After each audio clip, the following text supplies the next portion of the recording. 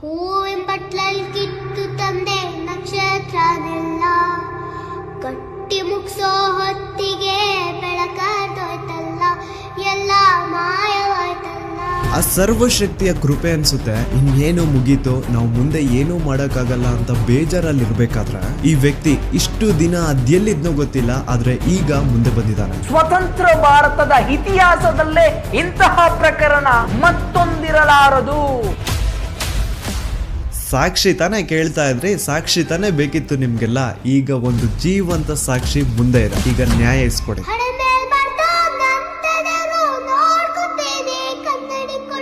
ಅದೇ ಒಂದು ನೇತ್ರಾವತಿ ನದಿ ತೀರದಲ್ಲಿ ಡೈಲಿ ಒಂದು ಹೆಣ ಬೀಳೋದು. ಸೊ ಆ ಒಂದು ಬ್ಲಾಕ್ ಕಲರ್ SUV ಕಾರ್ಗೂ ಹಾಗೂ ನೇತ್ರಾವತಿ ನದಿ ದಡದಲ್ಲಿ ಸಿಗುತ್ತಿದ್ದಂತಹ ಹೆಣಗಳಿಗೂ ಏನೋ ಒಂದು ಸಂಬಂಧ ಇದೆ ಅಂತ ಭೀಮಗೆ ಗೊತ್ತಾಗುತ್ತಾ. ಈವನ್ ಸಿಗುವಂತಹ ಡೆಡ್ ಬಾಡೀಸ್ ನ ಸಹವಾಸಕ್ಕೆ ಪೊಲೀಸರು ಹೋಗ್ತಿದ್ದಿಲ್ಲ. ಸೊ ಯಾಕೆ ಅಲ್ಲಿನ ಪೊಲೀಸ್ ಅವ್ರಿಗೆ ಯಾರ್ದು ಅಂತ ಭಯ ಇತ್ತು? ಅವಳು ಬಾಡಿನ ಒಂದು ಕಡೆ ಮಣ್ಣು ಮಾಡು ಅಂಡ್ ಅವಳಿಗೆ ಸಂಬಂಧ ಪಡುವಂತಹ ವಸ್ತುಗಳನ್ನ ಇನ್ನೊಂದು ಕಡೆ ಮಣ್ಣು ಮಾಡು.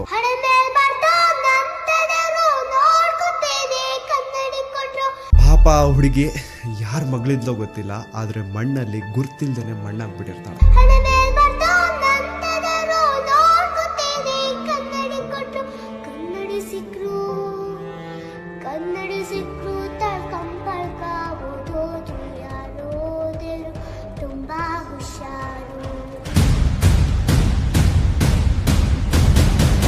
ಅಂಡ್ ಈಗ ಅಸಲಿ ಆಟ ಶುರು.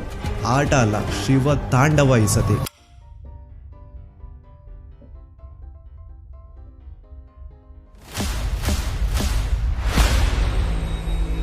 27 ಫೆಬ್ರವರಿ 2025.